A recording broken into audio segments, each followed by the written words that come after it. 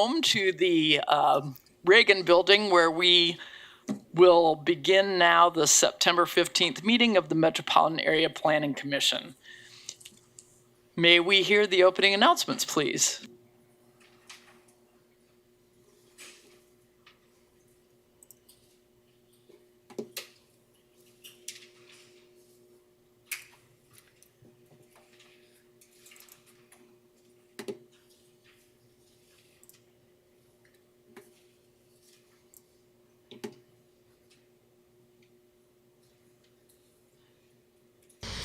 Before we begin the agenda, the Wichita-Sedgwick County Metropolitan Area Planning Commission and the Wichita-Sedgwick County Board of Zoning Appeals would like to take this opportunity to welcome everyone to this public hearing. For those in attendance, copies of the agenda for today's meeting, the public hearing procedure, and Planning Department staff reports on all agenda items are available in the lobby. The Planning Commission's and the BZA's bylaws limit the applicant on a zoning, subdivision, or variance application and his or her representatives to a total of 10 minutes of speaking time at the start of the hearing on that item, plus up to 2 minutes at the conclusion of that hearing. All other persons wishing to speak on agenda items are limited to 3 minutes per person. However, if they feel that it is needed and justified, the chairman may extend these times by up to 2 minutes. All speakers are requested to state his or her name and address for the record when beginning to speak. When you are finished speaking, please share your name, address, and the case number on the sheet provided in the room. This will enable staff to notify you if there are any additional proceedings concerning that item. All speakers at the podium, please remove your face mask before speaking into the microphone. Please note that all written and visual materials you present to the Commission and the Board will be retained by the Secretary as part of the official record. If you are not speaking, but you wish to be notified about future proceedings on a particular case, please provide your contact information to the Planning Department. The Planning Commission and the Board are interested in hearing the views of all persons who wish to express themselves on all the agenda items. However, we ask that all speakers please be as courteous and concise as possible and avoid long repetitions of facts or opinions which have already been stated. For your information, the Wichita City Council has adopted a policy for all city zoning items. A copy of this policy is available from the planning staff. The City Council relies on a written record of the Planning Commission hearings and does not conduct its own additional public hearings on these items. The decision of the BZA is final. Any appeal of a decision of the BZA is to the district court. Thank you. Now I would call for a roll call of the members present so we can see and hear everyone. Yes, ma'am. Fox? Present. Duell? Here. McKay? Here. Green? Here. Bill Johnson? Here. Blick? Present. Nix? Foster? Here. Warren is absent. Joe Johnson? Joe Johnson is absent. Miles? Present. Hartman? Here. Cunningham? Here. Williams Bay? Here. Madam Chair, I show 12 members present and 2 absent. Thank you. For housekeeping rules today, I'm going to be the microphone police for the benefit of those attending virtually. It's very important that you press your button and speak into the microphone so you can be heard clearly for the recording and for the virtual guests. So you'll hear me remind you. Thank you very much for helping with that. And now we have an addendum to the August 18th meeting minutes. I show Commissioner Foster as absent at that meeting, but would entertain a motion for their approval. Move that we approve the addendum to the MAPC meeting on October 18th. Second. Motion from Mr. Green, second from Ms. Miles. Any discussion on those meeting minutes? All in favor, please note by saying aye with your microphone on. Aye. Aye. Aye. Those Aye. opposed, nay.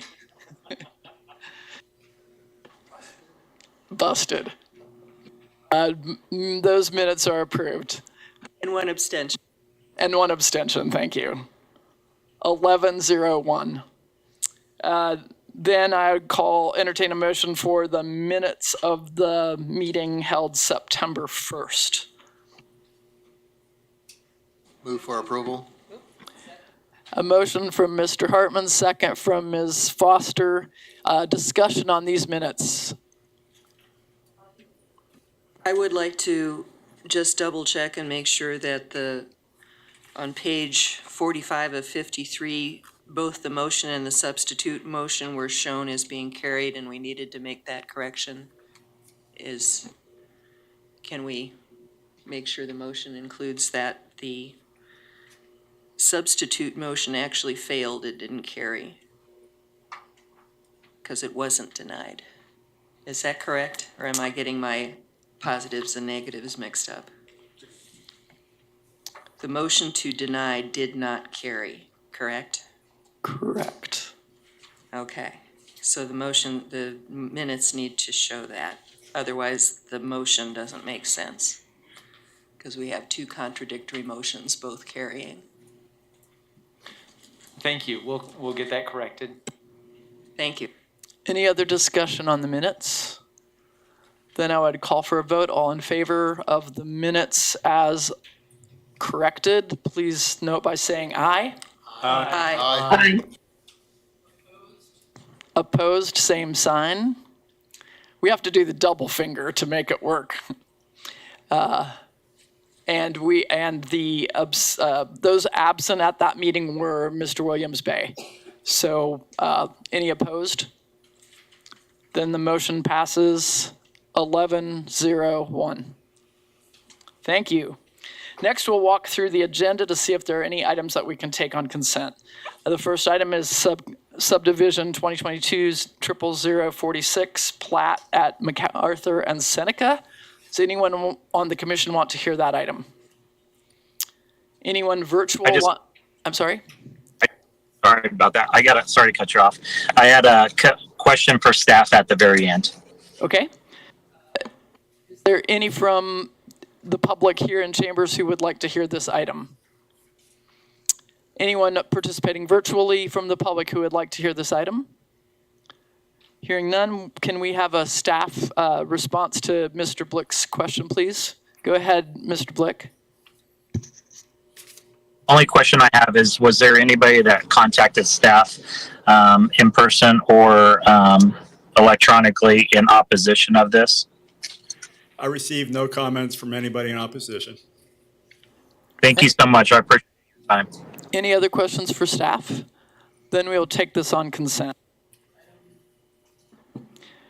Item 2.2, subdivision case 2022 00048 at West Street and Pawnee. Is there anyone on the commission who would like to hear this item? Any commissioner virtually who would like to hear this item? Any member of the public in chambers who would like to hear this item? Any member of the public virtually who would like to hear this item? Hearing none, we'll take that on consent. Move that we approve items 2.1 and 2.2. Motion from Mr. Green, second from Second. Ms. Foster.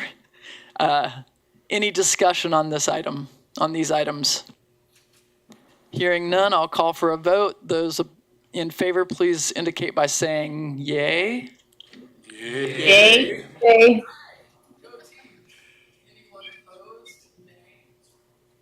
Anyone opposed? Nay. Hearing none, motion passes 12-0.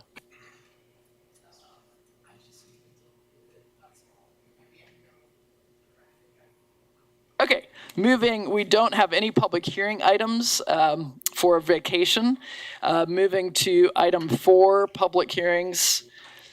Item 4.1, community unit plan, we will hear this item, and that's for the location at Douglas and Rock Road. Item 4.2, conditional use, case 2022-00031 near Broadway and Douglas. Is there anyone on the commission who would like to hear this item? Any commissioner virtually who would like to hear this item? Any member of the public in chambers who would like to hear this item? Anyone in the public virtually who would like to hear this item? We will take it on consent. Item 4.3, community unit plan, case 2022-00038 near 37th North and Woodlawn. Anybody on the commission who would like to hear this item? Okay. We will hear 4.3. Item 4.4, zoning case 2022-00042 near 135th West and 45th North. Anyone on the commission like to hear this item? Any commissioner virtually would like to hear this item? Anyone in chambers would like to hear this item? Any member of the public virtually, would you like to hear this item?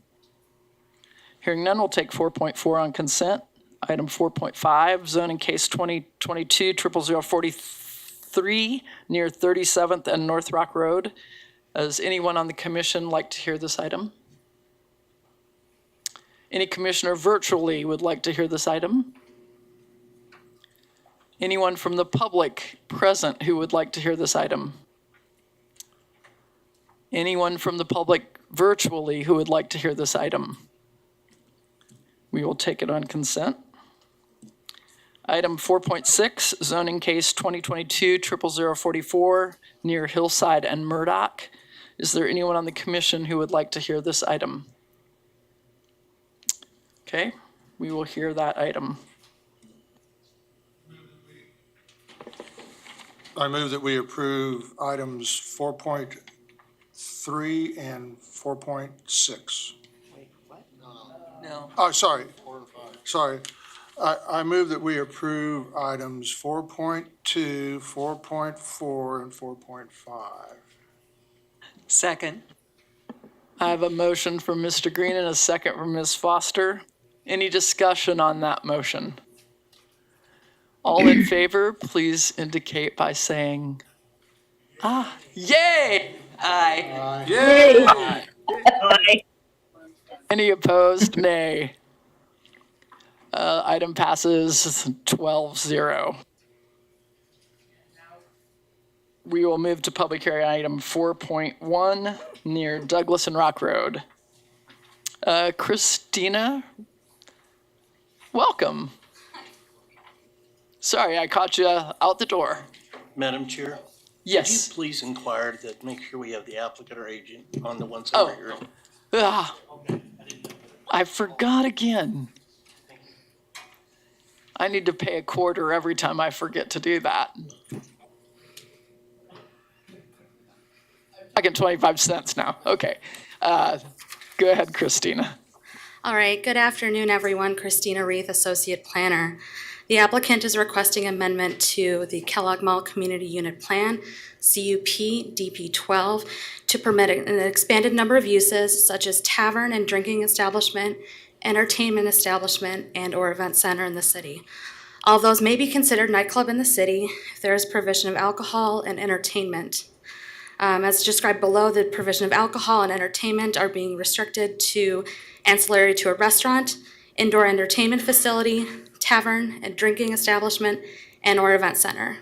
The property in question is zoned LC Limited Commercial, and it's located at 7607, 7703 East Douglas Avenue. So the proposed amendment, as we can see on this aerial here, applies to two parcels within the community unit plan. Parcel 14 is on the left and is currently vacant, and the building on parcel 13 is developed with a restaurant. Currently, the CUP lists the following as permitted uses. For parcel 13, it is just a restaurant, and for parcel 14, it's a regional shopping center, offices, restaurants, and theaters per LC zoning. So this is the second time we're hearing this case. On July 21st, 2022, the MAPC considered this application and recommended approval subject to revised staff recommended language for the provision of outdoor and indoor entertainment. On August 8th, 2022, the District Advisory Board 2 considered this application and recommended approval based on staff recommended language. And after DAB 2, the applicant submitted revised language for the community unit plan that is different than what the DAB 2 and the MAPC recommended. On September 6th, the Wichita City Council considered this case and voted 7-0 to send the case back to us. The City Council wants the MAPC to consider the revised language submitted by the applicant post-DAB.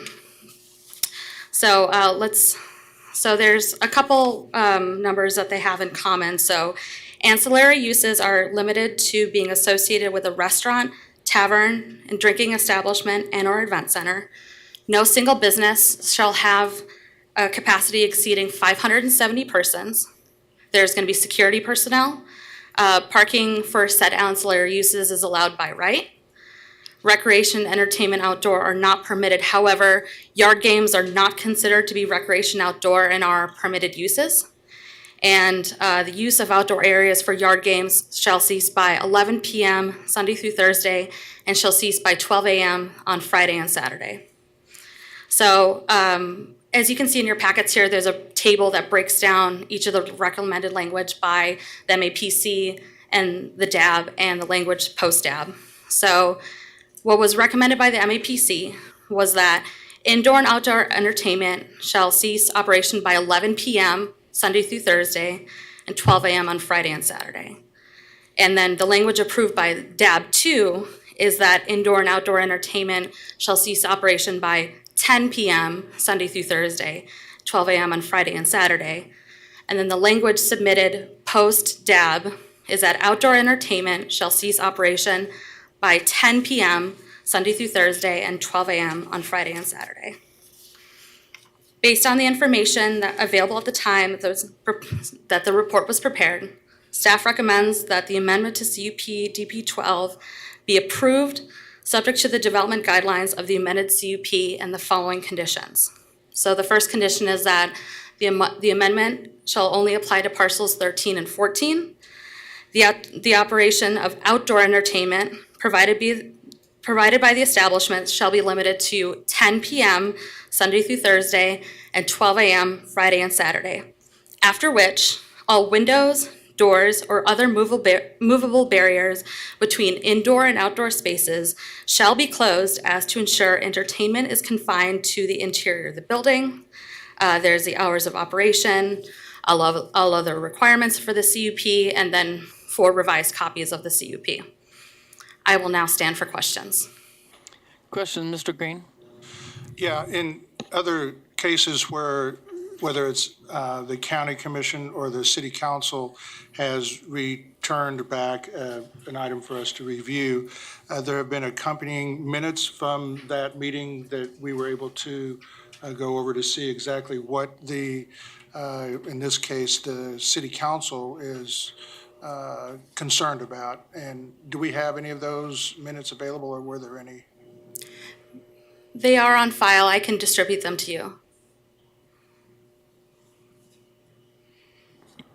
In brief, what was the city council's concern with our decision? I don't think it was a concern with your decision. I think it was really the fact that there was language proposed by the applicant following the conclusion of the DAB and the MAPC meeting.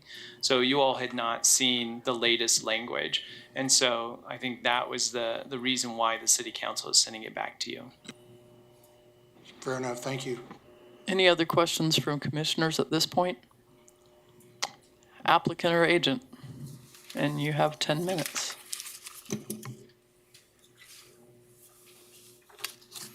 Good afternoon, Brian Lindeback, MKEC Engineering, 411 North Webb Road, on behalf of the owner and applicant. Christina did a fantastic job.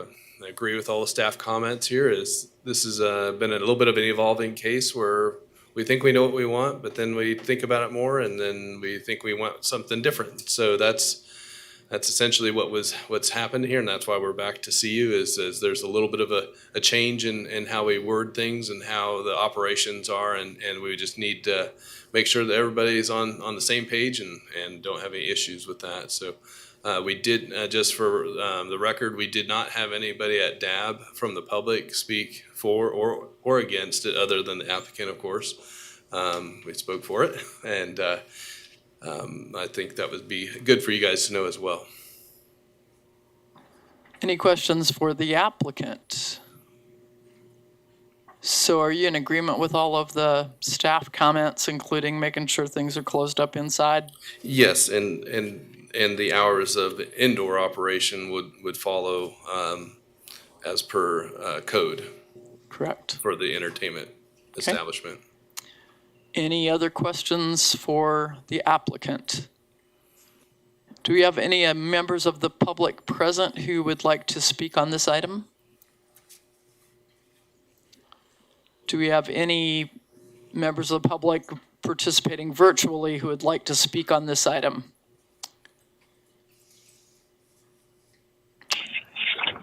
I would then bring it back to the commission. What's your pleasure? I got a question.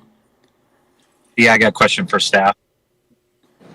Will this have to go back to the district advisory board after us also? No, it will not. Okay. I just entertain a motion to approve with staff's comments and the hours and recommendation from staff. Motion to approve, Mr. Blick, second from Mr. Bill Johnson. Any discussion? Hearing none, all in favor, say aye. Aye. Aye. Any opposed, nay. Motion passes 12-0.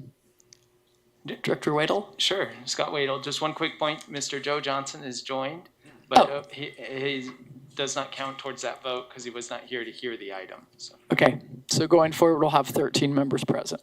Thank you. Thank you. Welcome, Joe.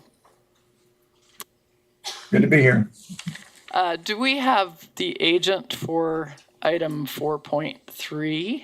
I'm sorry. Our next item is, I got so excited about Mr. Johnson being here, I lost my place here. Item 4.3. Yeah, do we have the, okay, I see you there behind the pillar. And do we have the applicant or agent for item 4.6, which is at Hillside and Murdoch? Is that person present? They're online? Okay, thank you. Just double checking because I failed to do so earlier. Item 4.3.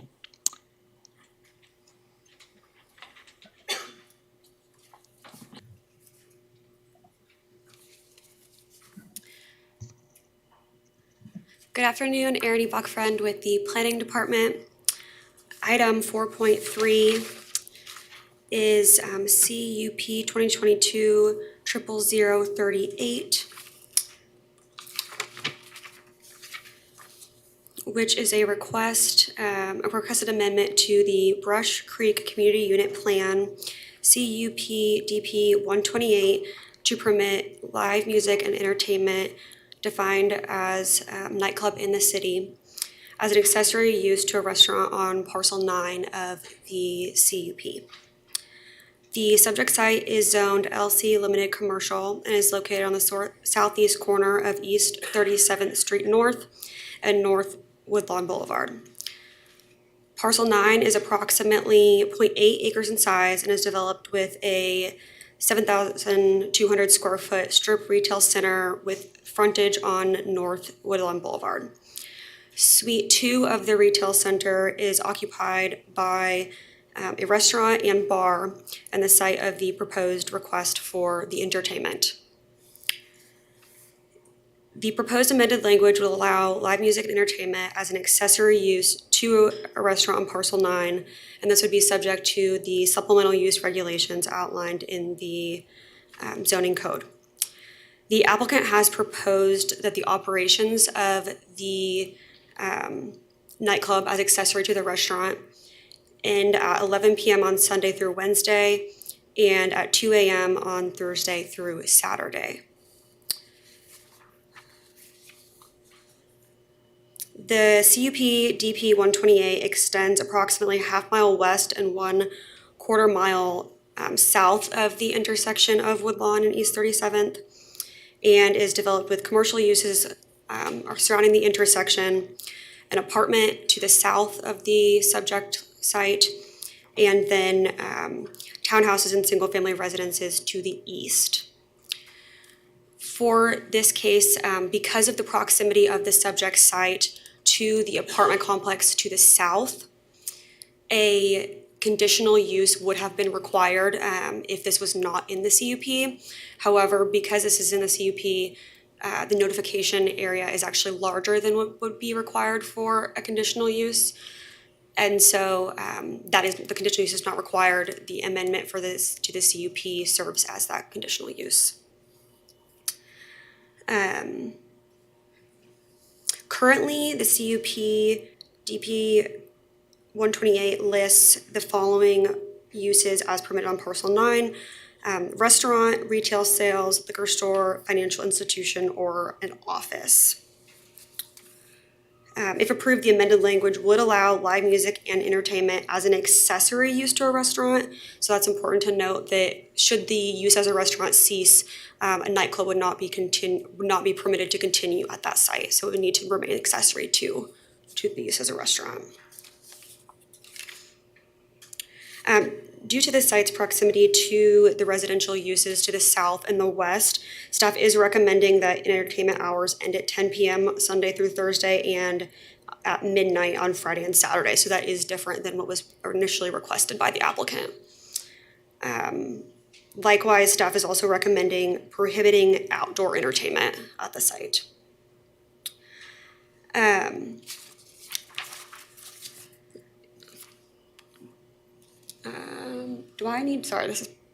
Can Tybin control the slides? Okay. Can we go to the next slide, please? One more, sorry. To the zoning map.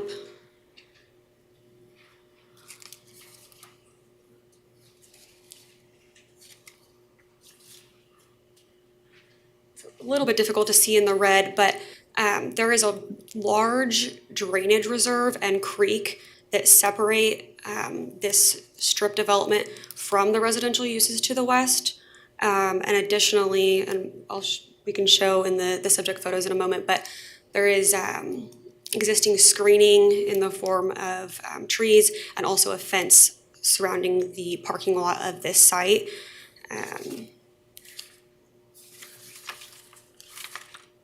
You said west, do you mean east? I'm sorry, yes, to the east, to the east, abutting the residences.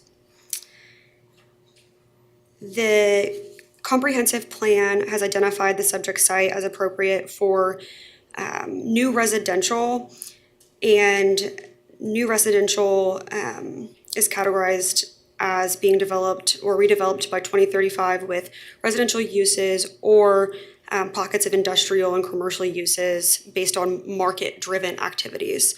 Therefore, the request to permit live music and entertainment is in response to market demand, therefore is found to be in conformance with that category of the plan.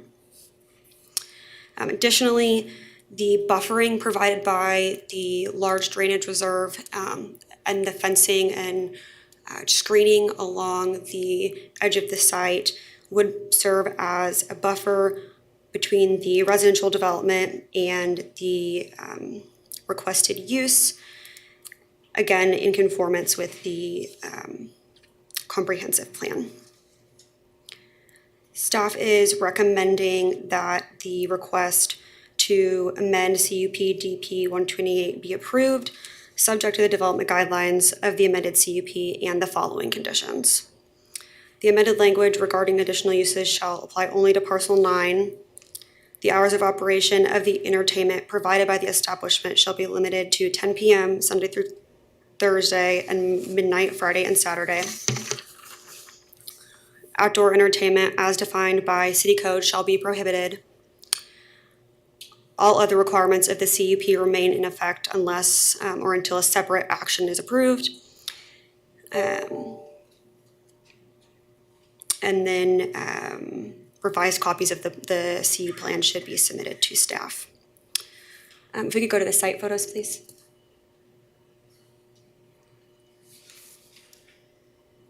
So you can see this is the subject site with the strip retail. Next photo, please. Directly north of the site is the Walgreens that's right at that corner of 37th and Woodlawn. Next photo, please. You can kind of see here, but there is that stone wall and then trees that provide screening. And then you can see the lacrosse apartments directly south, back in the corner there. Next photo, please. This is the abutting strip. So there's the subject site and then another retail strip that abuts directly to the south. And then again, the apartments further south in the CUP. Next photo, please. Across the right-of-way is the Dillon store, again located at the intersection of 37th and Woodlawn. Next photo, please. And then back to the aerial. With that, I'd be happy to answer any questions. Mr. Hartman. It shows on the staff report that the DAB heard it on September 12th. What was their findings? I was presenting at another DAB meeting. I might defer to JR, who attended the meeting, or no? No, he was not at DAB 1. I actually believe this one's going to be heard in October at DAB. Sorry about that. That's a typo. Will be heard in October. Mr. Green. Yeah, I have no problem with this request at all. I do have a question about the hours of operation. Why are they different since it's indoor entertainment as opposed to outdoor entertainment? I wouldn't think that noise would necessarily be a concern. My understanding is those hours were presented by staff to be consistent with similar requests that we have had in the past.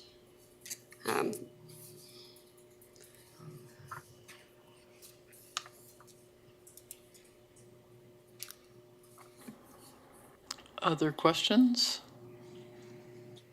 So what are the regs for indoor entertainment, and what are the hours of operation? We're talking about 10 to midnight, making that a standard, but that's not really true, is it? I think you run it to 2 o'clock. We used to be able to run it to 2 o'clock. But is that for a bar or is that for a restaurant? Go ahead. I think there's two different issues that come up with that question. I think the first one is, how long can an establishment be open, especially one that's serving alcohol? And that, as we heard on the prior case, is set by city code unless there's something in the zoning that is more restrictive. In terms of how long entertainment can go associated with the zoning, that is, I'll defer to Philip. What has our standard been? If it is not defined as a condition of approval, which are additional on top of what the city code, so that the conditions that are in this staff report of 10 to midnight are not set by the zoning code. That has been common practice of additional restrictions that staff has felt been reasonable to expect for establishments with entertainment. If it is not defined by the zoning case, then it would follow city code, which is the hours of operation for when the establishment can be open. So the way this is written, if it's approved with the hours of operation going to 10 p.m. on weekdays and midnight on Friday and Saturday, that's for the entertainment only. The establishment can be open past those, but the entertainment would have to be done by those hours of operation. Question, Mr. McKay? In our report, we talk about the barrier, between the apartments on the south. Why are we putting those in? This is in the middle of a LC project with commercial buildings on either side. What bearing does that have, I guess, is my question. I'm sorry, was your question what bearing the buffering has, or I was having a little bit of a difficult time hearing? In your report, you said that it's satisfactory because there's trees and stuff on the south for the apartments. There's a drainage park or whatever you want to call it to the east. And why are we putting that on a piece of property, those restrictions, when there's commercial on both sides of it? It's not even abutting, well, it's abutting the drainage, not even abutting the apartments. So You're putting that on the whole piece there, or just the piece we're we're taking it today? So there were no additional conditions that staff recommended for screening or buffering. The mention of the drainage reserve and the existing wall was simply to state the conformance with the comprehensive plan, which recommends the physical buffering of uses, higher intensity commercial uses between residential uses. So that was to make that point. That's my point. Yeah. There's a sitting in the middle of commercial on both sides, and we're putting restrictions on that piece of property that's got buffers already of commercial on either side. Now, to the east, I don't have any problem with that, but I do have, to me, if you just, what you said in your report, then we're doing that requirement on that whole piece, not just the piece we're talking about today. What I'm understanding is that she mentioned that it does exist, but that it's not an additional condition being added. So, yeah, we don't need to talk about it. Okay. Okay. Yeah, okay. Any other questions from the commission? Yes, So if I understand correctly, Mr. McKay, I think your question was whether or not the limitation on the hours for entertainment would apply to the entire CUP or if it applies just to the application area. Is that right? What I'm saying to you is, in the report, she was talking about the buffer zone on the south between the apartments and this thing. Well, there's a building, or commercial between the apartments there.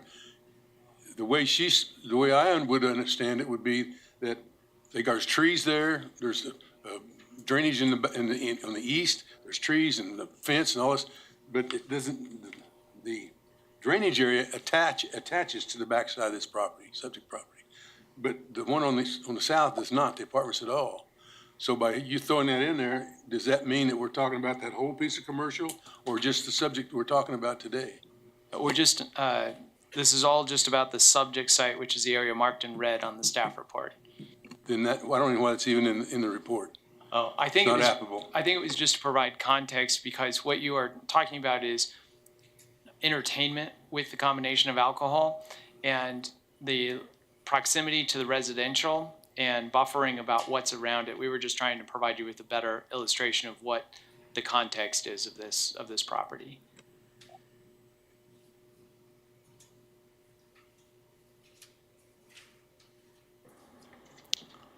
Okay. I'd like to move that we approve per staff. We haven't heard the applicant or agent. Applicant or agent, would you like to provide your comments, please? Please state your name and address. Afternoon, Phil Meyer with Boffman Company, agent for the applicant, 315 Ellis, 67211.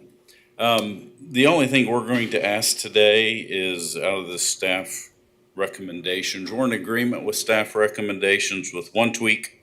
We'd like on item 2, the 10 p.m. be Sunday through Wednesday, and Thursday through Saturday, we're allowed to stay open until midnight. With that, I'll stand for any questions you may have. Questions for the agent from the commission?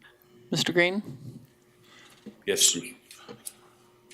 So you've decided that you don't want to be from 11 on Sunday through Wednesday and 2 p.m. on Thursday through Saturday, which is what the original request was in the staff report. So I think we're mixing can operate the business and the hours they can have the live entertainment. And so the live entertainment per staff recommendation would be Sunday through Thursday. We're done at 10 p.m.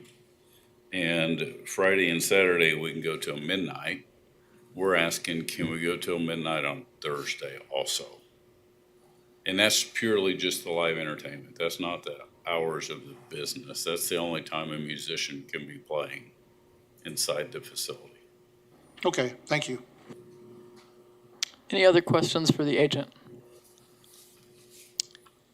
Do we have members of the public who would like to speak on this item? Who are present? Are there any members of the public participating virtually who would like to speak on this item? Hearing none, what's the pleasure of the commission?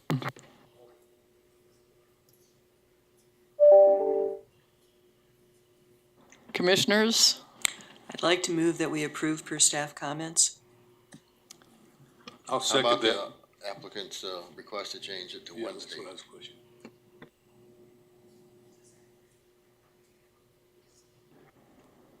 Including the applicant's request to change the hours to allow entertainment to 10 PM on Sunday through Wednesday and to midnight on Thursday through Saturday.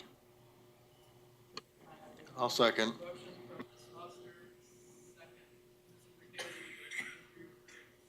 Yes.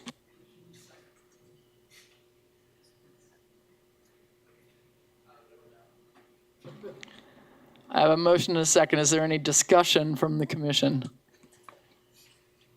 I just want to clarify that we're excluding any outdoor entertainment. Is that correct?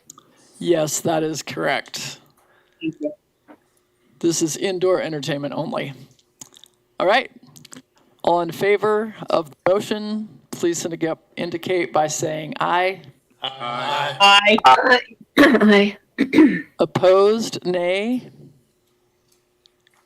Motion passes 13-0. Thank you. Case 4.6.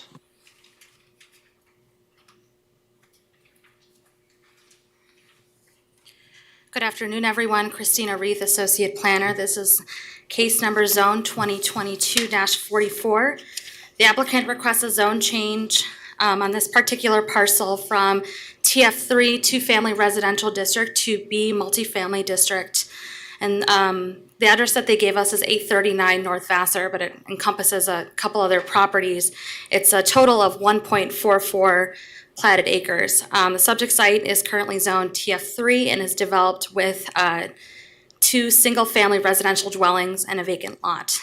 The applicant has requested this zone change because it is the most restrictive zoning that allows medical services, and it would be the same zoning as the adjacent parcel, which is also owned by the applicant.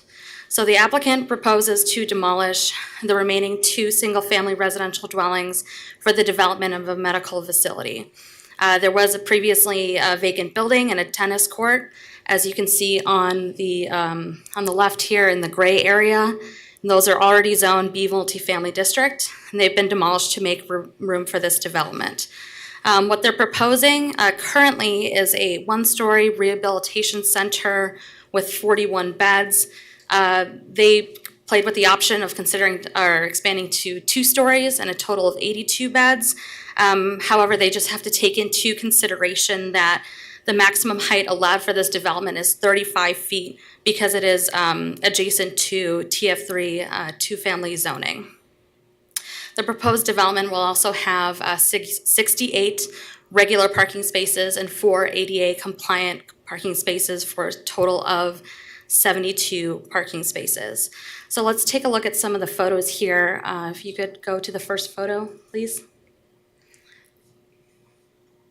So this is where it was formerly the Wichita Children's Home that was demolished to make way for the site. So this part here is already zoned B, and it's the properties behind it. We can go to the photo of the homes. That's looking away from the site. Next slide, please. Next slide, please. Next slide. Okay, so we're getting closer towards the homes. Next slide, please. Next slide. And next slide. Here we go. So this is the one that's currently zoned TF3 two-family residential district. The requested zoning conforms to the goals of the community investment plan.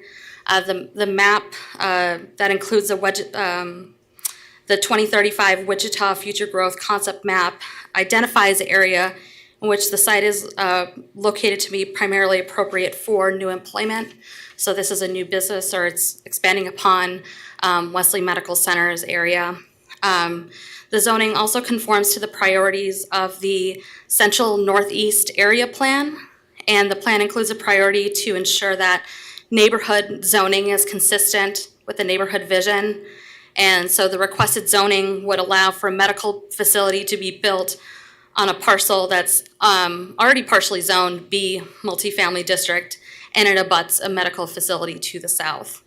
The requested zoning also conforms to the goals of the Wichita Places for People Plan. Want to emphasize here the nodal development pattern. The subject property is located within the Central Avenue and Hillside Street Regional Center node. The Places for People Plan aims to establish a mixed-use commercial node around the intersection of Central and Hillside, while furthering the intensity of development within the Wesley Hospital campus through all portions of the node of the development. So based on the information available at the time the staff report is completed, staff recommends approval of the request. I believe this has already gone through DAB 1 and they recommended approval of this. No, they did not. I'm sorry? It's going in October. Okay, so I have a typo on my report. I do apologize.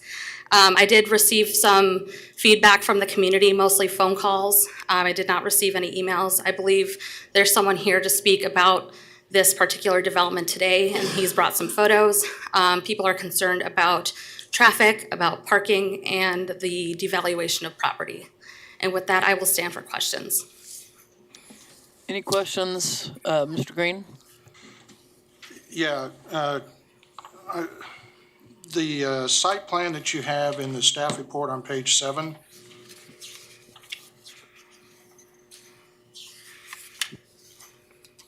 I guess, yeah, the aerial Yes. that you got with the red line around it. Mm-hmm. Is that accurate, the red line? It appears Yes, yes. it doesn't seem to be what you had shown up here on the screen. So there's a very skinny strip, as you can see, between on the west side, and there's a skinny yellow line. There's a very small strip of land, so that includes that portion. It's just hard to tell when you zoom out. Yeah, and I understand that, but the site plan or the aerial that you have in our staff report actually incorporates the apartment complex to the west, and it goes down south Okay, so this one's. to the adjacent property to the The new south. copies weren't printed off then. Philip, can you give some clarity? Yeah, when the application was originally submitted, the maps were originally drawn for the entire property that the applicant owns. And then the legal description was updated just to include the portions of the property that are zoned TF3. The portion that was taken out, so the brown roof of what was the Wichita Children's Home is already zoned B and is not included in this application because it's already zoned B, which is what they need. The graphics have been updated to reflect just the area that is under consideration for rezoning, even though the applicant owns all of the property that is in your staff report. Our map shows a red line around it. Yeah, it That is shows, correct. Some of the property within this larger area is already zoned B. As you can see on the zoning map in your staff report, the graphics were updated to just include the property that is under consideration today that is only zone TF3. That is correct. What's on the screen is what is zone TF3 and under consideration today, as the rest of it is already zoned for this use. What's in your staff report was erroneously drawn showing just the entire property that the applicant owns. Thanks for that clarification. Anything else, Christina? Any other questions for Christina? Could we then have the applicant or agent, please? Hello, it's Ian Anderson, 5100 Tennessee Avenue. I'm with Catalyst Design Group and the authorized agent for Wesley Medical Center. Thank you, Christina, for your presentation. It was very concise. I don't have anything to add other than we would appreciate your approval on this case. Any questions from the commissioner at this time for the applicant or for the agent? Then I would call for public comment. Is there anyone present who would like to speak on this item? All right. Please take your turns, approach the podium, state your name and address. You're so polite, go right ahead. We'll start with the north side of the building first. and state your name and address, and you'll have 3 minutes. I'm Leo Yokums at 917 North Yale. Could we have that slide showing the red line and the yellow properties that were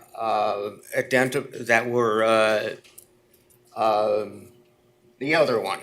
The yellow ones that were the people who received the notification. I have not only a residence, but an investment property, that's still not it, just outside of the 350 feet. I feel like that is woefully inadequate. That's not it either. I'm fourth generation Wichitan, and I have several questions for the decision makers before I go on. Do you know the boundaries of McDonald Neighborhood Association? Do you know the boundaries of Sleepy Hollow? Do you know what Alcott Elementary is? Do you know why the street is called Country Club? Have you ever lived across the street, next door, or down the street from a parking lot? Have you ever had to buy room darkening shades in order to sleep because of that parking lot? I would want to point out a couple errors as far as people who were notified. 3405 Country Club, you have the wrong owners on that.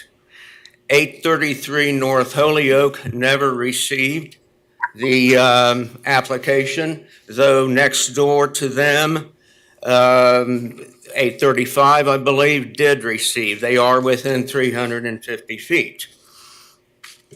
I was born in Wesley at 1952. For about 63 of my years, I have lived within 3/4 of a mile of Wesley. First, a mansion in College Hill, then a less than modest bungalow in Uptown, and then to my current. In Uptown, I was just north of the College Hill Methodist Church, who had expanded so much they needed to have parking lots. Life decisions, I made mistakes, recovering from divorce, child support, 12% interest. I was there for 26 years, and I hated every day when I opened the drapes to see parking lots. Not directly across the street, but there were 2 or 3 houses that should have been. This was before the landscape ordinance, and it was just very barren looking. You have 15 seconds left. Well, Can you I'm not. complete your thoughts in that period of time, or would another minute? I thought I help? was concise, but I've had very little time to develop this, and I have a whole lot more to discuss. Okay. Could you tell us more in another 2 minutes? I can extend your time. That would be great. Thank Okay, you. I'll go try to ahead. speed it up. Let's 2 minutes and Okay. then we'll. Alcott School no longer exists as a school. I've lived there all my life. I've seen houses go. I remember all sorts of things there. I live south of Central. I believe Wesley, over the course of time, has demolished 50 to 70 houses. Now, that includes the medical facilities on the west side of Hillside, 800 block or so.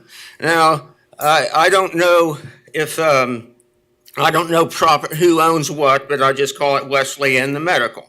I feel like they've been slowly invading our neighborhood, and it's just getting terrible. I feel that it is really ruining my property values. I just put in $80,000 into my house for both maintenance and improvement. Yes, we knew when we did it that we were shaking the dice, but and then we need another 60,000 or so. But what are we going to do? We're just going to, or is it just going to go down to nothing?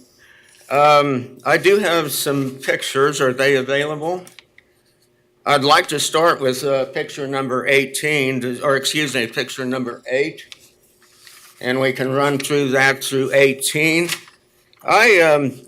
was an architect technician for 5 years with the school district. I did parking lots, redoing them. I had to draw, I had to go down through OCI, and I had to work with Miss Donna Goldtree, the owner of the supervisor of the landscaping. You can just scroll through those next 10. The landscape ordinance is great. It took me a while to get used to it. It was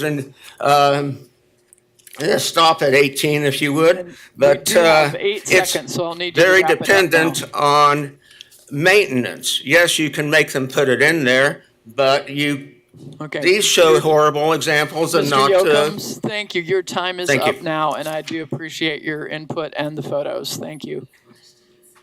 Next speaker, please. Oh, any questions for the speaker?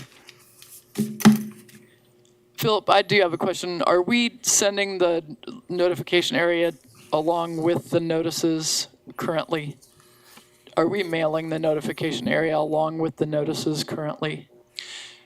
No, there's no, we just send a letter and it shows a map of the subject property that's getting rezoned.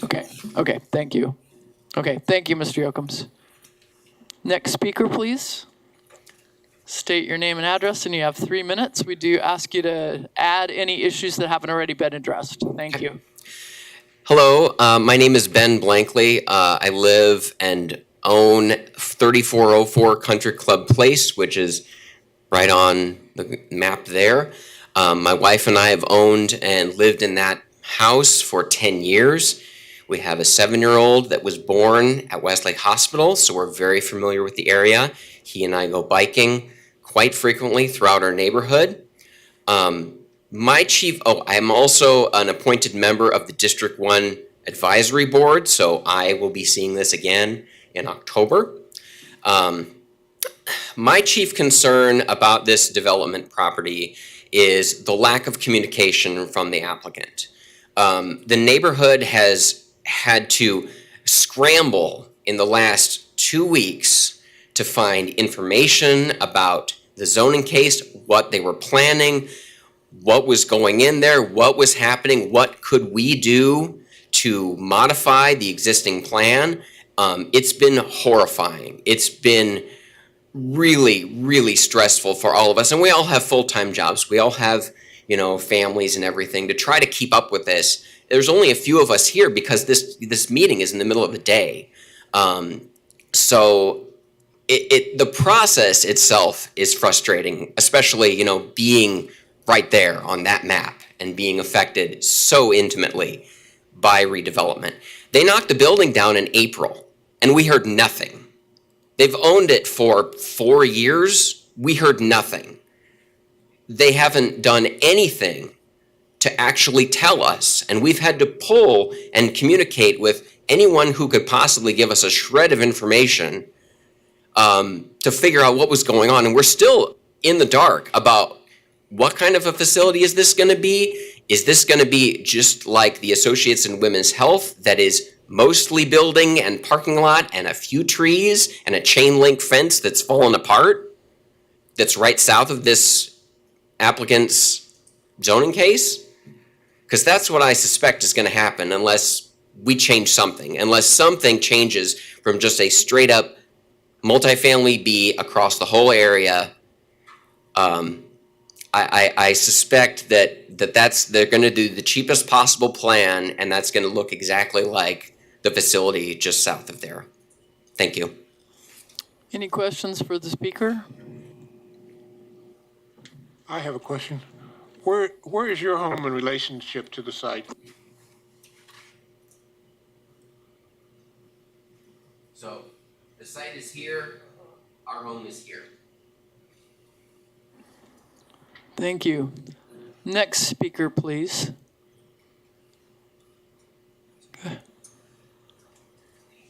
Let's.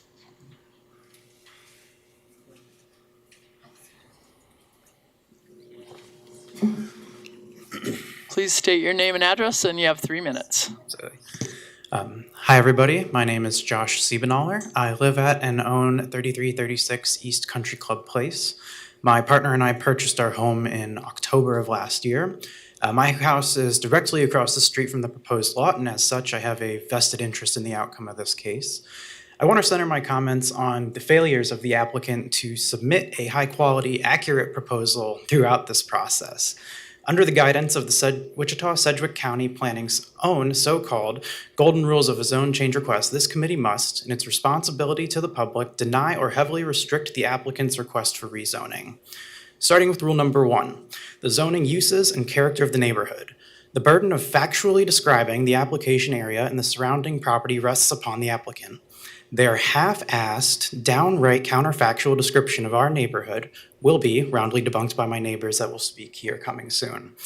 And I suspect that we'll hear that in other testimonies. But in the case of the applicant, in case the applicant on the call needs a reminder, historic neighborhoods with homes approaching near $500,000 are not, quote, economically challenged. Next, I'd like to discuss rule number 3, the extent to which removal of the restrictions will detrimentally affect nearby property. Let's not even touch property values. The applicant states without any proof that their presence will raise the values of our homes. That is laughable. Instead, I want to focus on the section of the rule that asks if the uses allowed in the requested district can be, quote, good neighbors to existing development. Now, based on the applicant's omission of a number of homes across the street, including my own, from their proposed development, in addition to the negligence of the properties that they currently own, the applicant does not intend to be a good neighbor. Moreover, I'd like to raise to the committee that the children's home that previously sat on this site, or on the B site, was over 40,000 square feet. The applicant could easily maintain a vibrant green space within the TF3 zone at the center of our community and build their proposed 24,000 square foot facility on what is zoned B.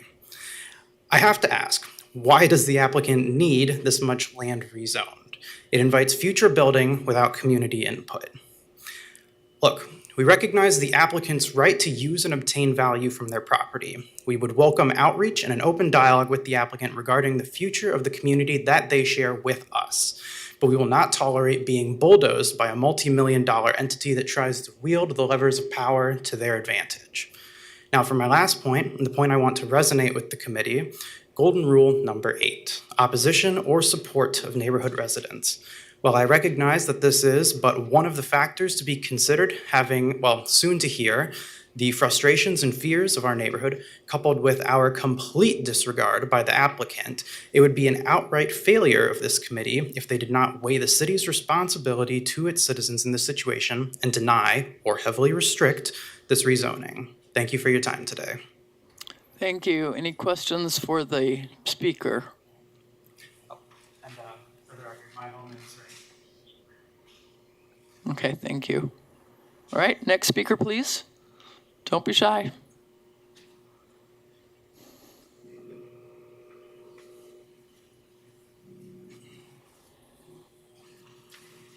Hello, my name is Teresa Cooper, and I have lived at 3318 Country Club for over 30 years.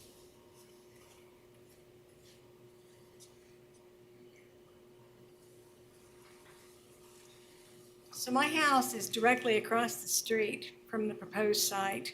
And what I would like to talk about is the increase in traffic that I'm assuming will occur if the building is completed. And these are estimates of the increase of daily traffic of arrivals and departures. Now, I looked at the nursing staffing, and I talked with a neighbor who's a nurse, and she said that the staffing pattern for this building would probably be 4-to-1, meaning 4 patients to 1 nurse. So with the 41-bed facility, I looked at nursing, doctors, physical therapists, occupational therapists, janitors, kitchen staff, clerical staff, and visitors. And I allowed for about 2 visitors per patient. When I took all that data together, I estimate there will be 288 arrivals and departures at the building every day. 288 cars coming and going. If there's an 82-bed facility, it goes up to 532 arrivals and departures per day at the building site. Now, at some point I plan probably on selling my house. I think any potential buyer would not be encouraged or appreciative of that much activity across the street. Would you? I doubt it. Would you like to live at 3318 Country Club with that much activity across the street? I doubt it. And I don't think that any kind of landscaping or fencing will significantly mitigate the detriment to our neighborhood. Thank you. Thank you. Any questions for the speaker? Hearing none. Next speaker, please.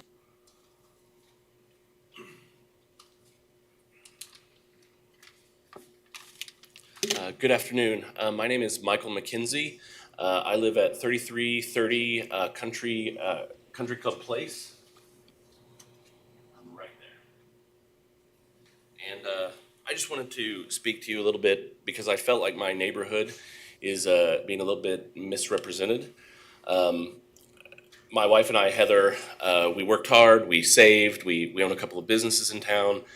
But we sacrificed and we sacrificed so that we could move into a neighborhood like this. In March of 2020, a friend of ours who works for Star Lumber told us about this house that they were they're renovating as their showcase home. The proceeds would go to the Wichita Children's Home.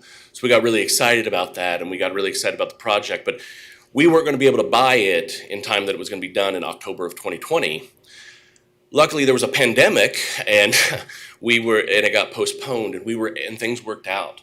And so on June 23rd of this year, we bought our home. This neighborhood is where you want to live. There are children every evening going back and forth, riding their bikes, playing in their yards, not inside with video games, but outside being kids. Terry, if you do move, my kids are going to be very, very sad because they have just been adopted by this community, and it's I think collectively the houses here that are being affected. I think roughly the estimate was like they're around $375,000 homes. We paid over $430,000 for ours. I don't feel like that's economically disadvantaged. And if someone's telling me that a 35-foot building 50 feet from my front door isn't going to affect our property value, I think that's insane. The other thing that kind of concerns me is just how shady the applicants have sort of been. We've gotten very little information. The other, I've heard that they own one of the buildings that's boarded up. And what's interesting is the pictures that they showed to represent the neighborhood. They didn't take a picture of my home or any of our homes. They found those homes that might have been struggling, or that they have abandoned themselves. We can't go anywhere else. This is it. We've sunk everything to live here, to be here, and to be part of this. And if this goes through, or there's not some sort of modification, I don't think we could get our money back for this house. Would you want to live? We got a balcony that's going to look right into that parking lot. So light, noise pollution. There are so many kids. I would recommend driving down there in the evening. The traffic is concerning because the sheer number of children. This neighborhood has people who've lived in it for some like 50 years, and then there's these new families like us that are coming. Our neighborhood is not in decline. It is revitalized. Thank you. Thank you. Any questions for the speaker? Yes. Could you? I'm sorry, questions are from the commission only. I'm sorry. Thank you. All right. Thank you very much for your testimony. Other speakers present?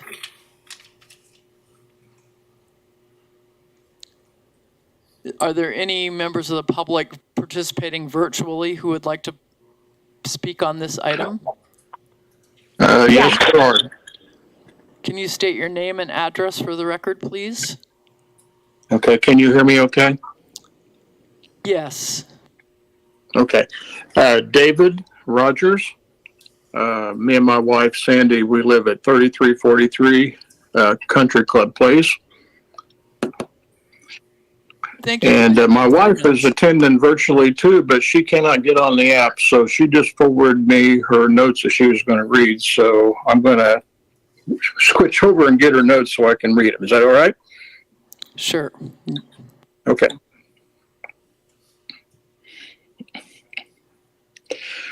Okay, we purchased our 6,240 square foot home in 2007 and spent our time and resources to restore and enhance our home.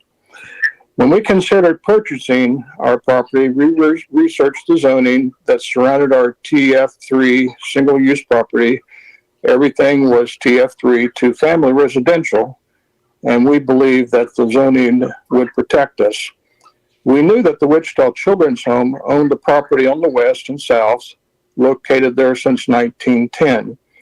Neighbors assured us it did not have a negative impact on the neighborhood. We found that to be accurate by sitting in our car and observing. After purchasing our home, we were never imposed upon by them. The property was well maintained, watered by a sprinkler system, mowed and raked with fencing in good repair. The Wichita Children's Home sold their property to a newly formed holding company, and then Wesley purchased the property 1 year later. They boarded up the two houses that are just directly to the south of us and left them to deteriorate. One of the houses is pictured in the staff report. The fencing and landscaping has greatly deteriorated, and it is never watered, raked, or edged. The staff report states the places for people plan defines areas of opportunity as those areas that generally exhibit economic challenges, a disconnected development pattern, and a lack of walkable places and facilities. These areas need strategic investment, both public and private, to assist in redefining and redeveloping the area. We do not need to be redefined or redeveloped. Neighbors walk with their children and pets, play in their yards, ride their bikes. A walk takes a while because we stop to chat. We can easily walk to businesses in the central and hillside area, as well as walking the nature trail that traverses our neighborhood. The three properties across the street north of the subject property, they recently sold in June, last December, and then less than 2 years ago. Our four homes that are most affected by this proposed zoning have an average value of $377,750. I will have used Zillow as a basis for fair market value and have added the home values of all the 35 homes that have been notified. I did not include Alcott Place or Cypress and the two boarded up homes on the property. The average value of these 35 homes is $199,942. We strongly submit to the MAPC that our neighborhood does not have economic challenges and has not been accurately represented in the staff report. The only challenge the McDonald neighborhood has is the MAPC allowing a zoning change for the subject property located in the neighborhood. Okay. We acknowledge owners have the right to build as it is currently zoned. I have about 30 seconds. However, we show that your time is complete at 3 minutes. If you have 30 seconds, can you wrap it up for us, please? yes, I can. However, expanding the zoning will not be an asset to any of these property owners here. If anything is built larger than the current zoning allows, you will have caused grave financial damage to all the individual property owners because of the increase in traffic, noise, light, and crime. This would not help our neighborhood of 202 households in any way, and therefore does not meet the criteria that's defined in the staff report. We ask that you do not approve zoning that will directly impact all of us who made our greatest investments in our homes and our cozy neighborhood. We respectfully submit that the property be developed as the current zoning allows. And as someone earlier said, the current building that they tore down was over 45,000 square feet. So we believe they can put one back in its place without having to redo the zoning. Thank you. Thank you for your testimony. Any questions for the speaker? Hearing none, and are there any other speakers virtually who would like to present? Yes. Will you state your name and address for the record, please? And you have 3 minutes. Sure. Hello, my name is Sarah Burney. My family and I live at 3342 Country Club Place. We've lived in our home for almost 2 years now. We purchased our house in large part due to the quiet location and the family-friendly nature of the neighborhood. And I know this is the case with many of our other neighborhoods. We were very strategic and intentional about choosing to live here. It's a great neighborhood. Our neighborhood is full of families with children of all ages. We have a 2-year-old, and I can count 10 other families on our block alone on Country Club Place with young kids. Our daughter and the other kids spend a lot of time outside, as my other neighbors have alluded to, walking, biking, playing chalk and ball games on the sidewalk. And it's a quiet neighborhood. Few cars come and go on our street and any of the surrounding streets, and it's also very walkable. We're out walking and biking as a family all the time, and we see our neighbors constantly doing the same thing. We can walk and bike down the street to the Sleepy Hollow Park, or back to the Red Bud Trail entrance off of East 9th Street. There's very little traffic, very few cars coming and going, and those that do are moving slowly. We feel safe here, and we know that our neighbors feel similarly. Our kids can play outside, move through the neighborhood with ease and comfort without tons of people and tons of movement coming and going. This is why we chose to move to the neighborhood. Help us keep it this way. Don't approve the zoning change. A large healthcare facility, one that has the option of being 3 stories tall, will absolutely change the neighborhood. There's no question about it. It will negatively impact the neighborhood in a myriad of ways, most of which have already been referenced. The neighborhood's adamantly against the zoning change and the approval of Wesley's plans to build here. We're on track to have all homeowners in the radius from the lot that received the letters to sign and submit a protest petition. And we're all working on doing our best to make sure this doesn't happen. Thank you for your time today. Thank you for your testimony. Any questions for the speaker?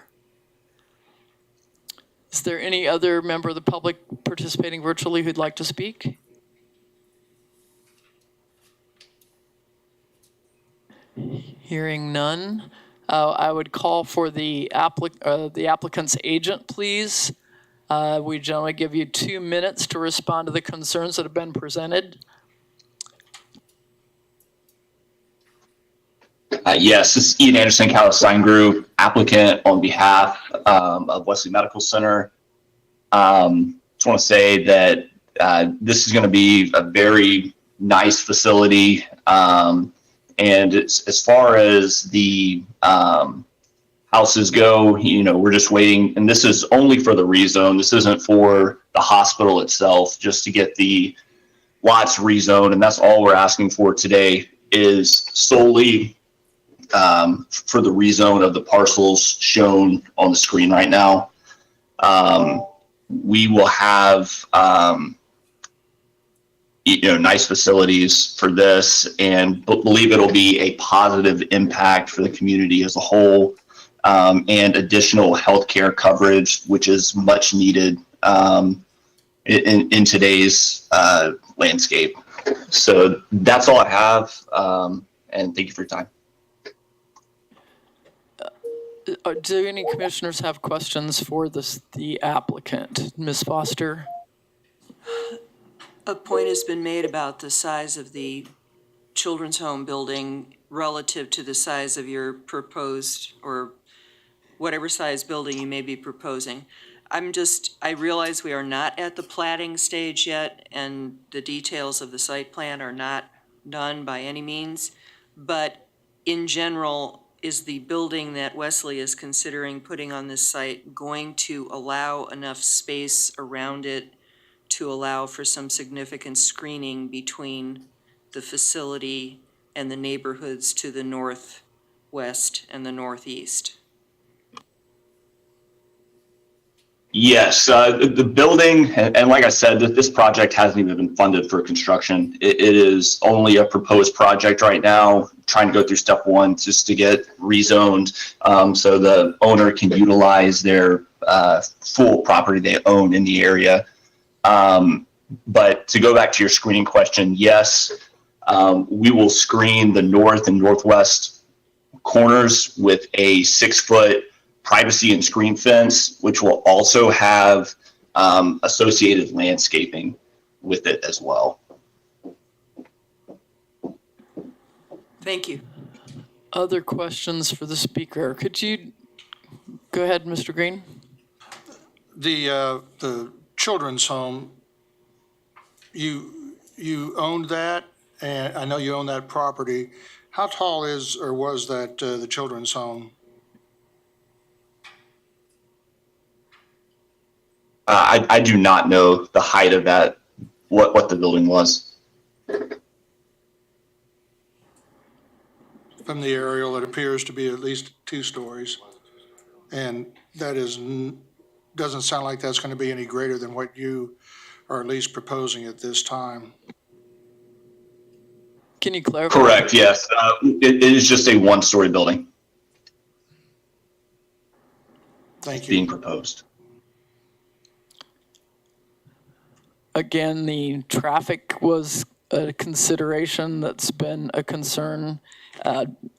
We know you don't have the site plan completed, but do you have any idea of the traffic flow that will be involved or associated with this building?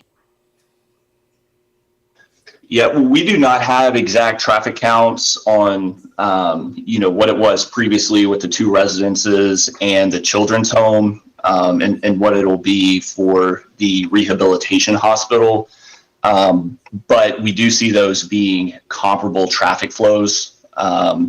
It's really a passive use, a rehab hospital that's not the hustle and bustle of a ambulatory center, and there's not going to be a helipad or anything like that. So it's going to be a very passive use of the property, very consistent with what was previously there with the children's home. I got a question for the applicant. Go ahead, Mr. Blick. Carrying on to that last question, do you project most of the traffic's going to be coming off of Murdoch and Vessler, or do you think it's going to be more coming off of Country Club Place?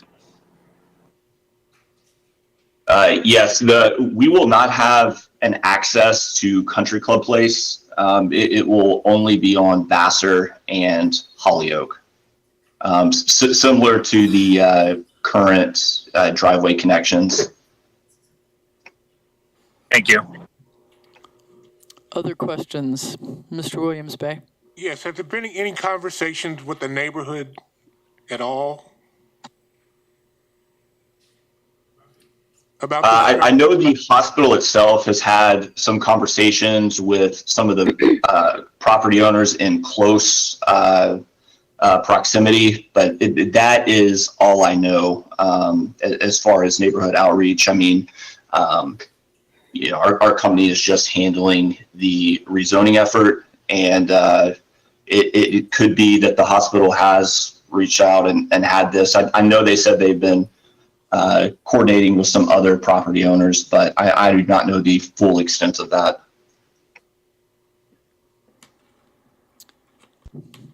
Other questions? I'll bring this back then to the commission. I'm going to start with a little discussion. Will I be able to ask a question virtually? Have you already spoken, sir? I have.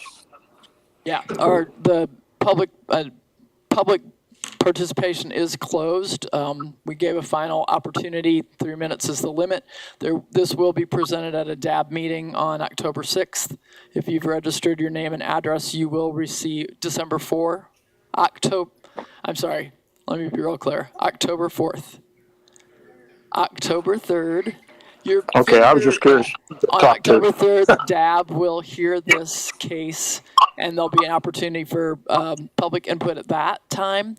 And if you've spoke and gave your name and address, you'll receive notices of any future activity on the case. So that's a very important reason for you have registered your concern. So thank you for that. Now back to the commission. Thank you. Any discussion at this point from the commission? One comment about the October DAB is that it comes after the end of the opposition petition timeframe, so whatever they discuss doesn't have to be considered. It's really too bad that that didn't happen first. Sometimes with a little outreach from the developers, they can calm things down a little bit. I mean, they would have known that there was not going to be any traffic on Country Club, for example. He's owned it, they've owned it a long time. I really don't understand why this wasn't, this is one of those times when the hearing could have been after the DAB. And I think we need to get back to that, but they should know they can go talk at the DAB, but it really won't matter. Legally, it won't matter. Can we have clarification on that part of the process, please, from staff? Yeah, what I would point out is that there's a protest period that begins, lasts for 14 days, and it's after a decision is rendered by the MAPC. But one thing I would look to legal is that if that's an important priority to you, I wonder if you couldn't defer this item and then the protest period would begin after you make a decision. Statutorily, this is Jeff Ensign, Assistant City Attorney. Statutorily, the protest period is 14 days, but it commences the day after the day of the decision of the MAPC of the public hearing. So it would, tomorrow morning is the start of the 14-day running period. If a decision is made by the MAPC. Yeah, sorry, it's after the conclusion of the public hearing. So if it was deferred, the public hearing would be retained, and therefore the protest petition or protest counting would not commence until after that time. This is Joe Johnson. I move for deferment. I have a motion I'll to second it. defer and a second. Any discussion on that motion? Philip? Point of clarification, having a date to defer it to. Oh. What would be the After first? the DAB. What would be the first commission meeting first after planning the commission DAB? after the DAB would be October 6th. And we have 20 some odd items on that meeting date. We literally have like 22 items to consider on October 6th. Okay, we're not going to hear testimony. We're just going to rule on it. So I would say I'm that's sorry, fine. You're, Jeff Ensign, again, if you're deferring it, you have to retain the public hearing to be open. Now, those who have already spoken won't be able to speak again because they've already had their 3 minutes, but other people could come and speak at that time. Absolutely, you're correct. I'm sorry. Well, if people are going to be speaking at the DAB, I doubt if we have very many show up. And I just think it's important that this neighborhood has an opportunity to get together. Let's make it for the following meeting. For the October 22nd meeting? October 20th. October 20th. I'm obviously living on You a said- different calendar than you, Philip. October 2nd is when, Third. October 3rd is the next so it'd be meeting. the 17th. October 3rd is the DAB meeting. October 6th is the next MAPC meeting, so 14 days after is October 20th is the next following MAPC meeting. So that's two MAPC. Okay, I amend my motion to be the 20th of October. I'll second. All right, so we have a legal, Say, in addition, say to retain, keep the public hearing open during that time. Yes. Mr. Green, discussion, commissioners? Yeah, this is legal. Once a motion for deferral has been made, according to Robert's rules, can a substitute motion be made?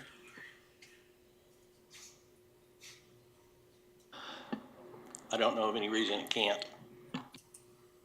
Oh, I've got a substitute motion to approve the request per staff comment. The reason why I'm saying that is because the Wichita Children's Home was in existence since 1910, and I would imagine that the majority of these current property owners lived with that children's home there, and it was more than a one-story proposition at that time.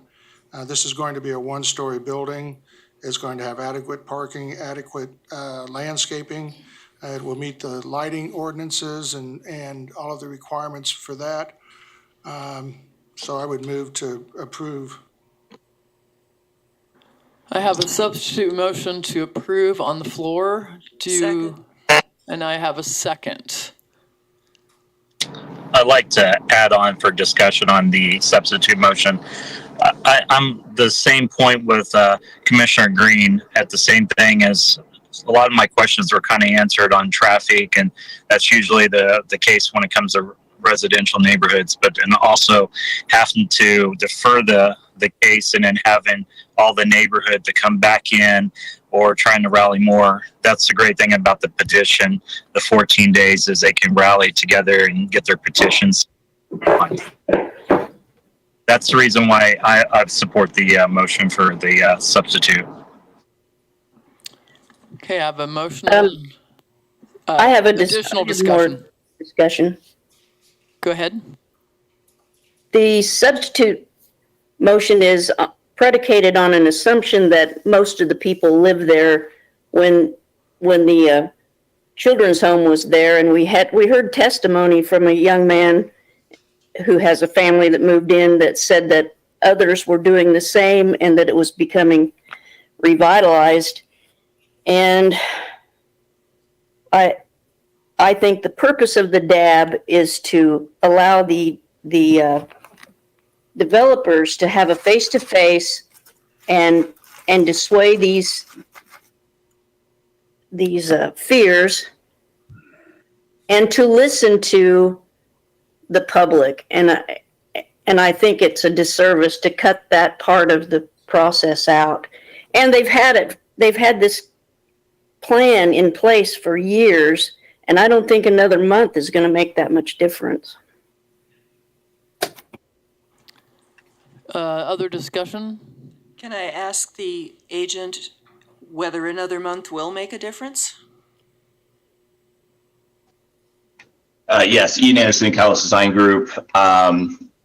We are on a very tight time frame as far as approval goes, and we are pushing to get the houses and vacant lot in better repair. So the sooner we can get started on that, the better the neighborhood would look in general.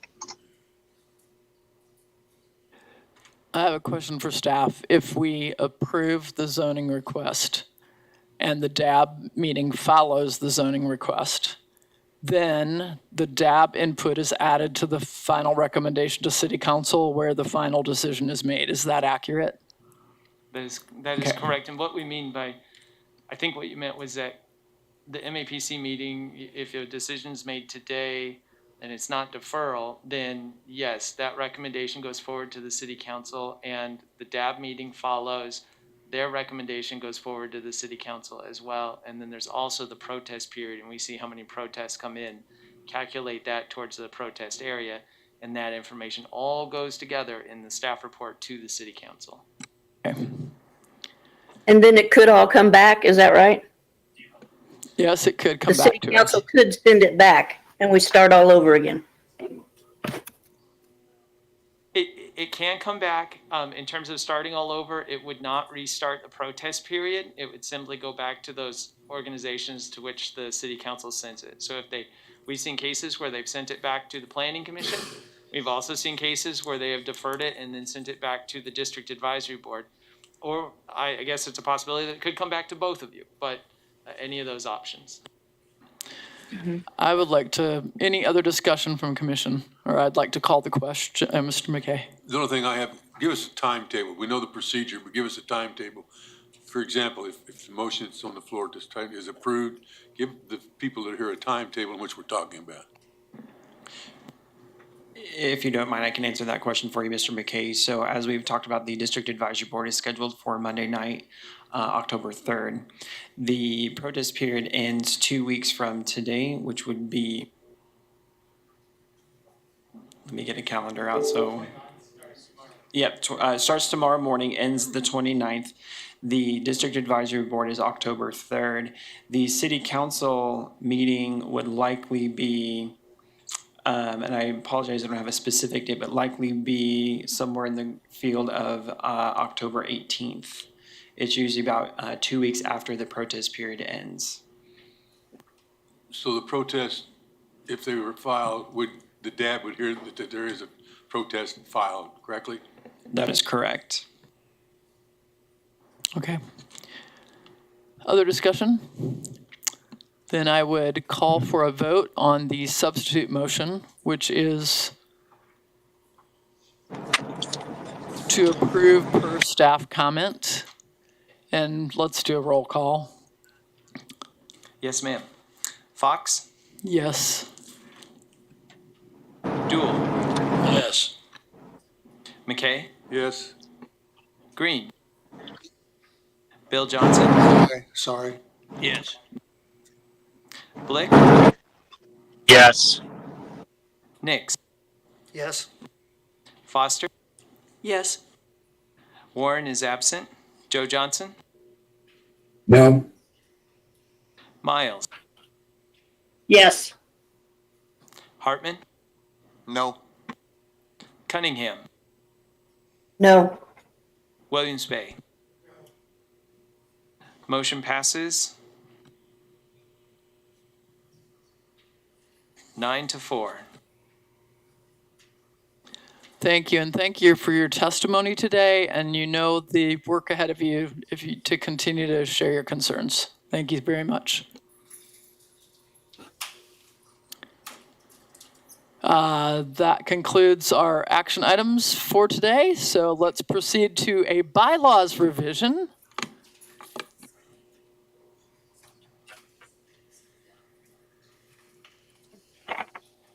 And note that Mr. Hicks needs to exit the meeting at this point. Mr. Nix, anybody who lives in Mays gets the Hick name every now and then, right? No? Yes. And then I'll take this. Goodbye, Mr. Nix.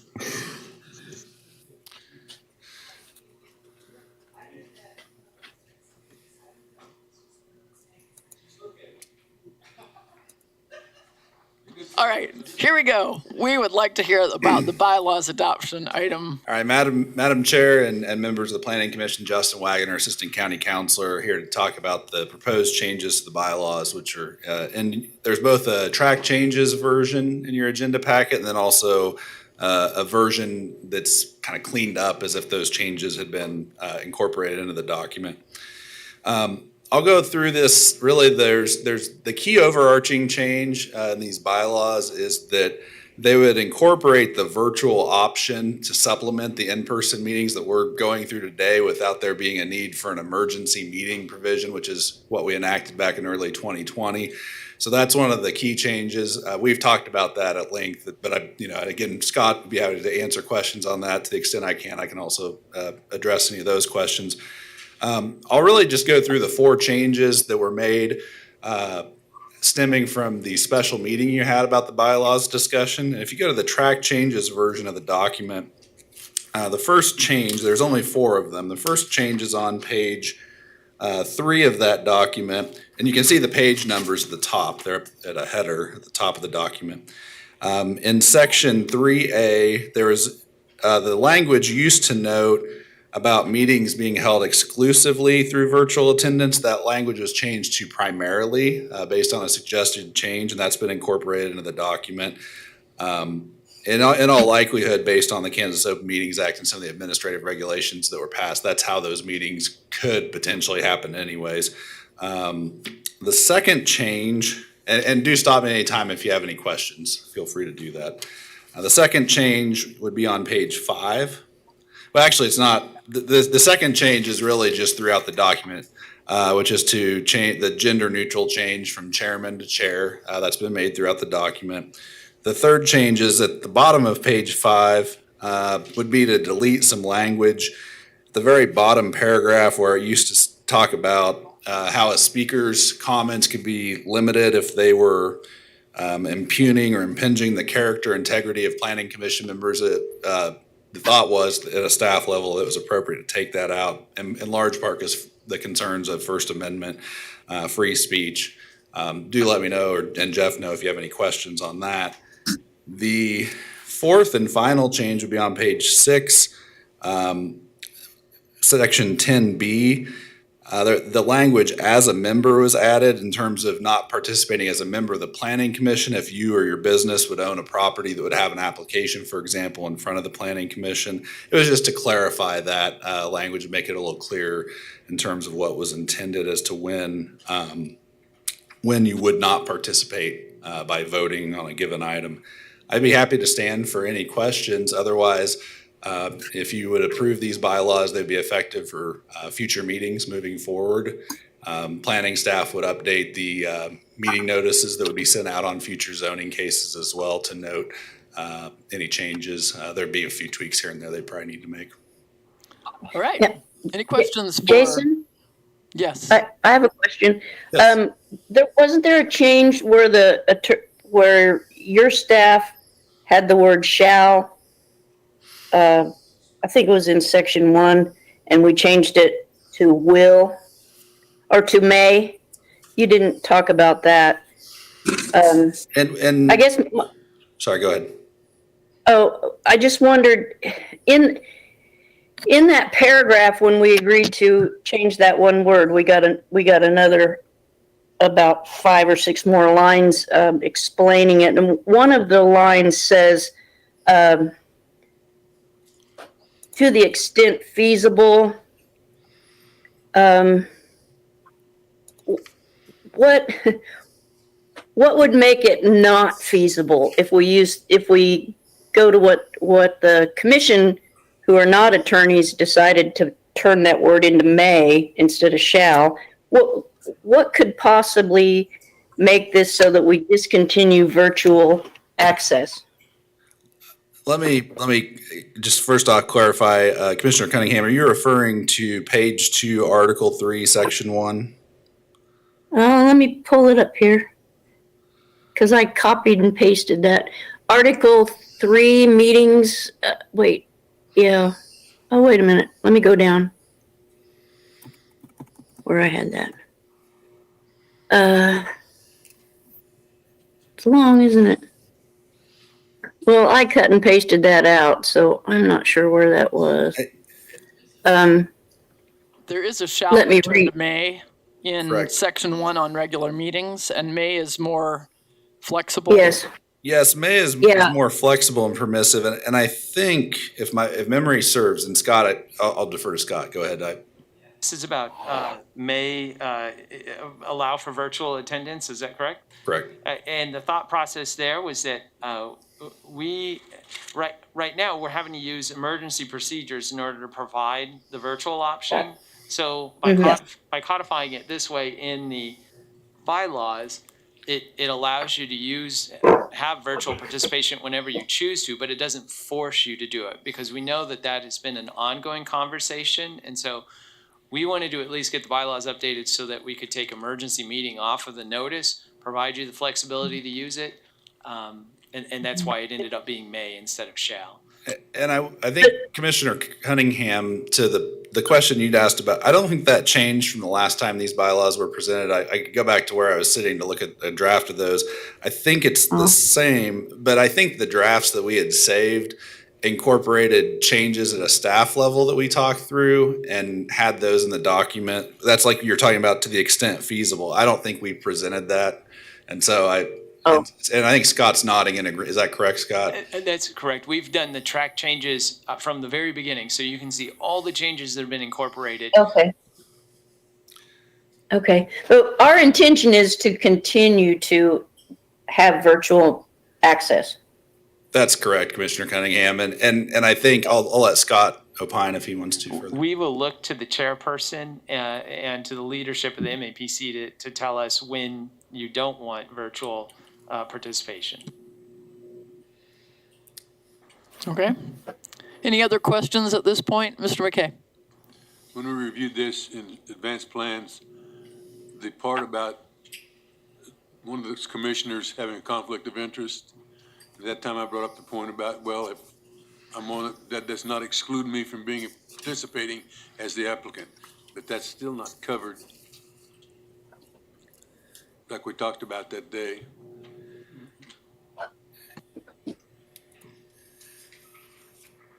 And Commissioner McKay in particular, I do remember it coming up, but I think you can participate as the applicant if it's, but what specifically were you asking about on that, Commissioner? Just what you got through saying. Okay. I have a plat I'm bringing before here, or zone change or whatever it might be, so I have to, my organization, I have to exclude myself. Okay, and The way it is now, that doesn't give me the right to participate as the applicant. Section 10. On Section 10, number A, doesn't that change it? Members shall not assist or represent applicants on zoning subdivision of various vacation applications unless the member or a business or other entity in which the member has an ownership interest is the applicant. Members may appear and speak before the commission under the provisions of subsection B, which says a member shall not participate or vote on an issue before the commission if they have a substantial interest. So then that just talks about your voting. Is that correct? Am I interpreting that correctly? Yeah, B is talking about the voting on the issue. Right. So if you are an owner, it does specifically say if the member's an owner. Okay.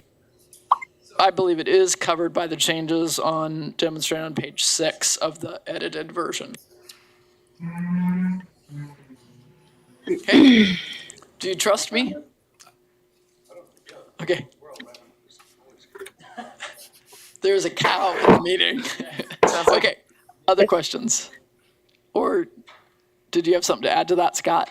I was just going to say, with the language you read off, it's on page 6. If you look at B at the top, and then number 5 covers that. That you need to no member shall participate or vote on an issue before the commission if, and number 5 is the member has an ownership interest or business in a business or entity that is an applicant. It says shall not participate as a member or vote on an issue before the commission if, and number 5 is of that list, the member has an ownership interest in a business or other entity that is an applicant. Can I, just so I understand, if Mr. McKay brings a plat, he can't sit on the board and discuss and vote, but he could put his name on the list and present as a presenter like any other developer, could he not? That's correct. He could do that with a property. He just wouldn't be able to vote or participate as a planning commission member on that particular item only. Okay. Okay. Any other questions? Hearing none, I'd entertain a motion to accept the bylaws. And is there anything else we need to include? We accept the bylaws. Second. Second. Motion from Joe Johnson to approve the bylaws, a second from Mr. Green. Okay, and I guess, I suppose something to mention, Madam Chair, is that there's a requirement in the bylaws that we have to have a 2/3 majority vote to amend the bylaws. Right. So I believe that requires at least 10 votes. Majority of the members present? It's of the, I believe it's of the entire, it says a 2/3 majority vote thereof. I don't. So we have the entire, so we've lost Mr. Nix and Mr. Warren's not present. So we have We've got 2/3 still Present. here if it's unanimous. okay, so if the vote was unanimous with 2/3, we would meet the bylaw requirement for a change of bylaws. Let's do a. Do we need to acknowledge that there is the 2/3 here to make it vote right for the record? 2/3 of our membership are present. Yeah, if You do a roll So call. we it'll- do, and then we'll do a show roll it's call up. vote to demonstrate the number. So any other discussion on the motion before we call for the vote? Seeing no nods, let's begin the roll call vote. Yes, ma'am. Fox? Yay. Nay. Aye. Yes. Well, mark that as, we will mark. We'll mark that as yes. Dual? I'm confused, yes. McKay? Yes. Green? Bill Johnson? Yes. Blick? Why, yes, yes. Nix is absent. Foster? Aye. Warren is absent. Joe Johnson? Yes. Miles? Aye. Hartman? Yes. Cunningham? Yes. Williams Bay? I show 12 have voted for it, for the motion. Motion passes. No. Thank you. Thank you. There being no additional business items, I call this meeting adjourned and rest up for the next meeting, which will have many, many items for consideration. And If there's anybody who needs a parking This pass conference is no stamped, longer being recorded.